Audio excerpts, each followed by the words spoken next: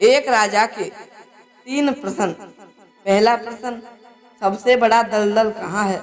दूसरा प्रश्न, सबसे बड़ा शत्रु कौन है? और तीसरा प्रश्न, सबसे सुंदर स्त्री कौन है?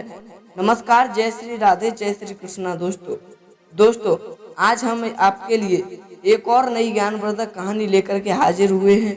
तो कृपया आप हमारी इस कहानी को अंत तक अवश्य सुनें, क्योंकि इस कहानी की एक एक बात, एक एक शब्द बहुत ही महत्वपूर्ण है, जो हमारे जीवन में लाभकारी होगा, हमारे जीवन में काम आएगा। तो कृपया कहानी को बिल्कुल भी मिस ना करें और कहानी को अंत तक अवश्य सुनें। और यदि आपने हमारे इस चैनल को सब्सक्राइब नहीं किया है तो कृपया चैनल को सब्सक्राइब अवश्य कर लें। लाइक, शेयर, कमेंट करना तो बिल्कुल ना भूलें, क्योंकि ऐसी ही नई नई ज्ञानवर्धक कहानियाँ इस चैनल पर आती रहती हैं। चलिए दोस्तों, आपका कीमती समय बर्बाद न करते हुए कहानी को शुरू करते हैं। दोस्तों, किसी नगर में एक बड़ा ही बुद्धिमान राजा राज करता था, जिसका एक मंत्री बड़ा ही लोभी और धैर्यहीन था। तो राजा ने अपने मंत्री के लिए सही रास्ते पर लाने के लिए अपने मंत्री से 3 प्रश्न पूछे कि हे मंत्री, हम जानना चाहते हैं कि आखिर हमारे राज्य में सबसे बड़ा दलदल कहाँ है। दूसरा प्रश्न किया कि सबसे सुंदर स्त्री कौन है। और तीसरा प्रश्न पूछा कि मंत्री, हमारा सबसे बड़ा शत्रु कौन है। इन तीनों प्रश्न के उत्तर हमें 1 महीने के अंदर ही चाहिए। यदि तुम 1 माह के अंदर इन तीनों प्रश्नों के उत्तर नहीं दे पाए तो तुम्हें मंत्री पद से हटा दिया जाएगा और किसी और दूसरे को मंत्री बना लिया जाएगा। दर्शक बंधुओं, अब तो राजा की बात पूरी होते ही मंत्री जी बांस और बल्ली लेकर के और राज्य में जितने भी तालाब, पोखर, नदी, नाले थे, सबकी गहराई नापने लगे कि आखिर सबसे बड़ा दलदल कहाँ है। इस तरीका से नापते नापते 1 महीना बीतने वाला था, परंतु उन्हें सबसे बड़ा गहरा दलदल दिखाई नहीं दिया। एक दिन में घूमते हुए जंगल में जा पहुंचे। उन्हें प्यास भी बहुत जोर की लग रही थी दोस्तों, इसीलिए वे पानी को ढूंढते हुए वे एक भेड़ चराने वाले के पास पहुंचे। सोचने लगे, इसके पास में पानी अवश्य होगा। यही सोचकर उन्होंने भेड़ चराने वाले से पानी मांगा। तब चरवाहे ने मंत्री जी से पूछा, श्रीमान, आप कौन हैं और आप इतने दुखी अर्थात परेशान क्यों दिख रहे हैं। दर्शक बंधुओं, चरवाहे के पूछने पर मंत्री जी ने उस चरवाहे के लिए अपनी सारी कहानी बता दी। तब भेड़ वाले ने कहा कि आप चिंता ना करें, तुम्हारे तीनों सवालों के जवाब मेरे पास हैं। दर्शक बंधुओं, उस चरवाहे की बात सुनकर मंत्री जी के लिए थोड़ी सी तसल्ली बंधी। तब चरवाहा कहने लगा, हे मंत्री जी, क्या आप जानते हो कि आप अति शीघ्र राजा बनने वाले हैं, क्योंकि मंत्री जी मेरे पास में पारस मणि है और आप उस पारस मणि की सहायता से बड़े धनी बन जाएंगे और उस धन से आप राजा के सिपाहियों को लोभ देकर के अपनी ओर कर लेना। फिर क्या राजा बध करके राज सिंहासन के लिए हासिल कर लेना। दोस्तों, उस भेड़ चराने वाले की ऐसी बातें सुनकर मंत्री के मन में लोभ पैदा हो गया। मंत्री कहने लगे, अरे भैया, पहले तो तुम मुझे पानी पिला दो, प्यास की वजह से मेरा दम निकला जा रहा है। तब चरवाहा कहने लगा, हे मंत्री जी, पानी तो मेरे पास में नहीं है, किंतु दूध है। तुम इस दूध को पी करके अपने प्राणों की रक्षा कर सकते हो। दोस्तों, अब तो मंत्री की खुशी का ठिकाना ही नहीं था। मंत्री जी कहने लगे, ला, अति शीघ्र मुझे दूध ही पिला दो। तब चरवाहा कहने लगा, हे मंत्री जी, मेरे पास में सिर्फ 1 ही लोटा है, मैं इसमें दूध दे तो दूंगा, लेकिन इसमें से पहले दूध मैं पीऊंगा, बचेगा सो आप पी लेना। इस बात को सुनते ही मंत्री जी का खून खौलने लगा। कहने लगे, अरे दुष्ट आदमी, तू मुझे अपना झूठा दूध पिलाना चाहता है। नाराज होकर के मंत्री जी वहां से आगे के लिए चल दिए।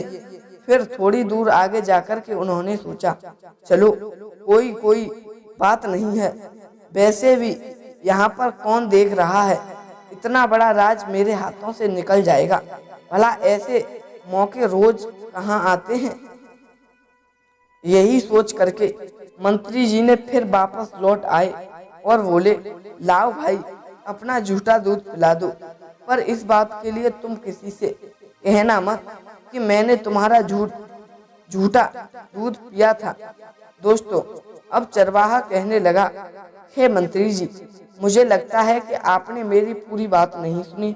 मैं आपसे यह कहना चाहता था कि मेरे पास में जो मेरे भेड़ों की रक्षा करने वाला कुत्ता है, मुझे उसकी भी भूख मिटानी पड़ती है, इसीलिए पहले दूध मैं पीऊंगा, फिर मेरा कुत्ता पिएगा, उसके बाद में बचा हुआ दूध आप पी लेना।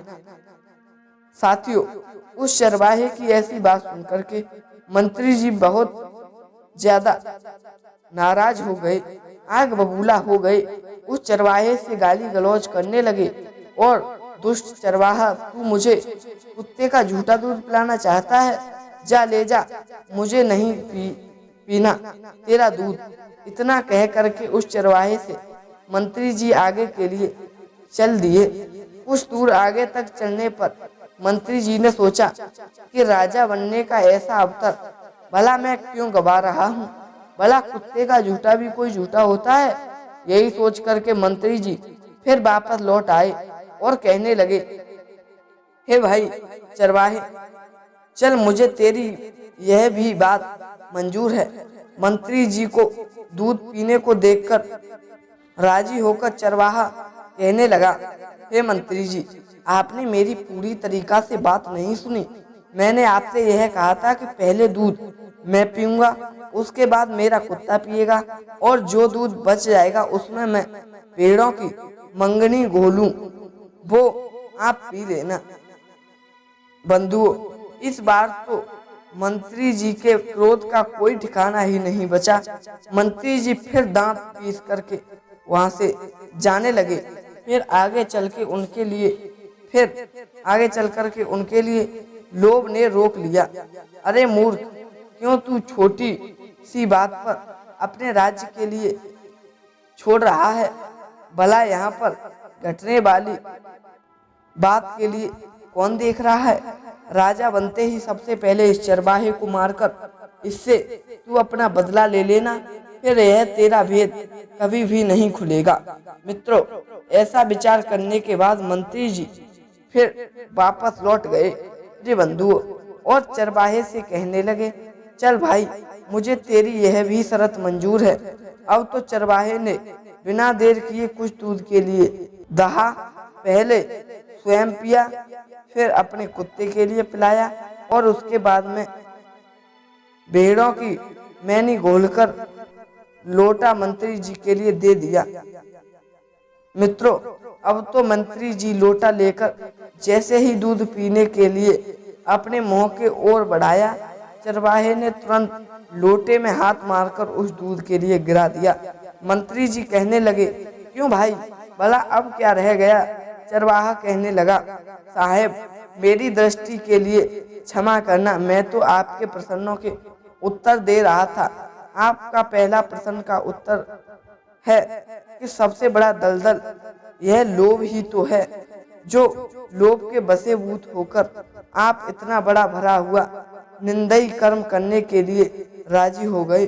तुमको राज्य पाने का लालच था, इसीलिए तुम अपने राजा का वध करने के लिए तैयार हो गए।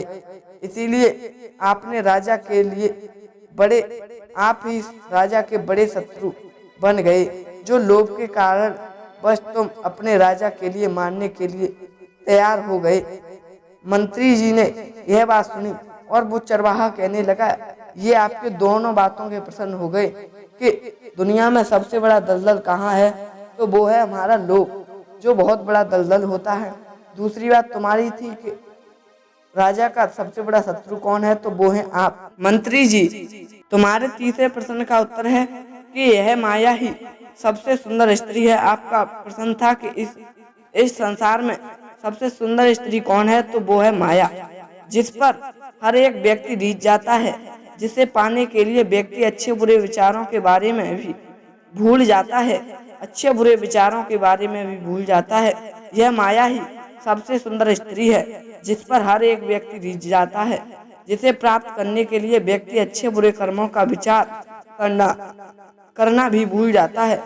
रही बात पारसमणि की, तो आप समझो, यदि मेरे पास में पारसमणि होती तो मैं खुद ही राजा नहीं बन जाता। आखिर जंगल में मैं इन भेड़ों के लिए क्यों चलाता। उस चरवाहे की बातों से मंत्री जी बहुत ही संतुष्ट हुए और उन्होंने आकर के अपने राजा के लिए सभी प्रश्नों के जवाब दे दिए। दर्शक बंधुओं, आज की यह जानकारी अर्थात यह कहानी बहुत ही महत्वपूर्ण थी, जो हमारे जीवन में बहुत कुछ काम आएगी। दोस्तों, मैं उम्मीद करता हूँ कि आपको यह तीनों बातें पसंद आई होगी। यह कहानी बहुत अच्छी लगी होगी कि सबसे बड़ा दलदल कहाँ है। तो सबसे बड़ा दलदल है हमारा लोभ। सबसे बड़ा शत्रु कौन है, तो वो है, यदि किसी कोई माया के पीछे पड़ जाए, वो हमें मारना चाहे, तो वही हमारा सबसे बड़ा शत्रु होता है। और सबसे सुंदर स्त्री कौन है, तो वो है माया। माया में फंसकर इंसान निकल नहीं पाता है। दोस्तों, उम्मीद करता हूँ आपको यह कहानी पसंद आई होगी। यदि अच्छी लगी तो कृपया चैनल को सब्सक्राइब करें, लाइक शेयर कमेंट करना तो बिल्कुल ना भूलें। दोस्तों, फिर मिलेंगे ऐसे ही नए इंटरेस्टिंग टॉपिक के साथ, ऐसी ही नई ज्ञानवर्धक कहानी के साथ। तब तक के लिए सभी भक्तों को जय श्री राधे, जय श्री कृष्णा, जय हिंद, जय शिव।